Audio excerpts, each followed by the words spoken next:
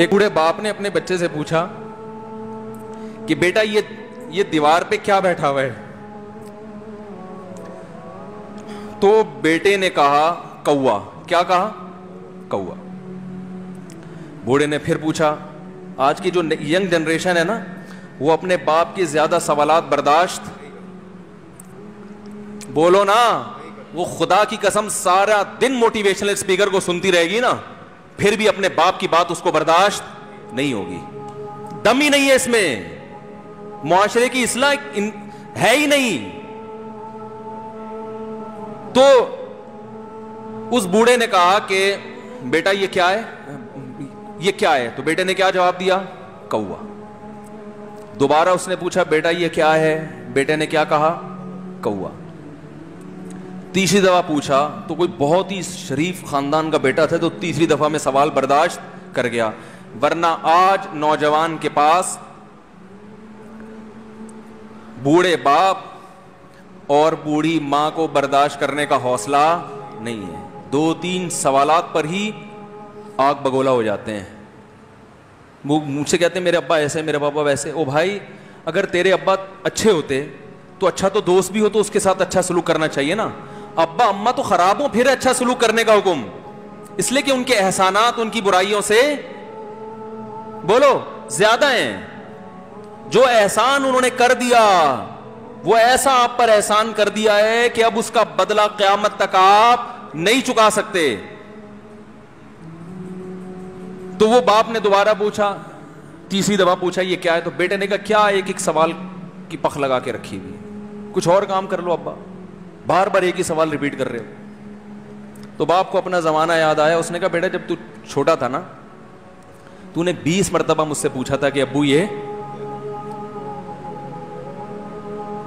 20 مرتبہ پوچھا تھا, اور میں ایک دفعہ بھی میں نے جھنجھلا کے جواب بولو نہیں دیا تھا.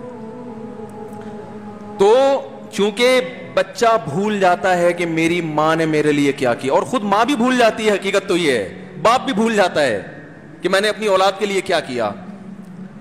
اللہ چونکہ یاد رکھتا ہے اس لیے اس نے قرآن میں بار بار ماں باپ کو بیان کیا ہے, بہت زیادہ بہت زیادہ. وَوَصَّيْنَا الْإِنسَانَ, فرمایا آرڈر نہیں دے رہا, حکم نہیں دے رہا, وصیت کر رہا ہوں. جیسے کوئی مرتے ہوئے دنیا سے جاتا ہے نا, ایسے وصیت کر رہا ہوں, حکم نہیں. وصیت حکم سے بڑھ کر چیز ہے کہ ان کو نہیں بھولنا ہے, تم نے ان کو نہیں بھولنا ہے. تو میرے لیے سب سے مشکل جو ٹاپک ہے نا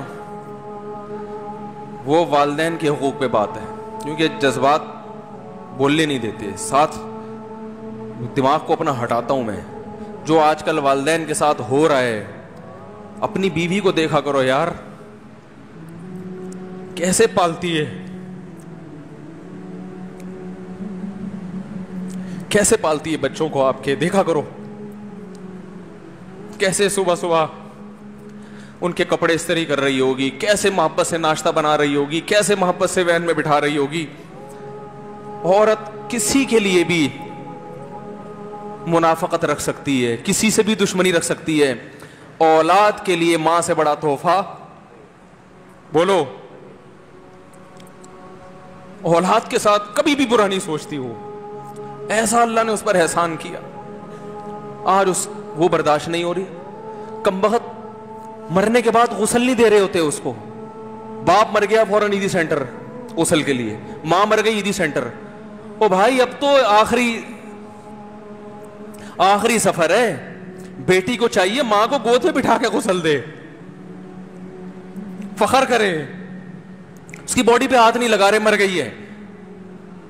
کیسے یہ ہے اللہ کے ہاں میرے بھائی, تمہاری دولت کی کوئی ویلیو بولو نہیں ہے. تم کتنے بڑے سائنٹسٹ بن جاؤ, پہلے انسان بنو. انسان کچھ دنیا سلوٹ کرے گی مرنے کے بعد, خدا نہیں مانے گا.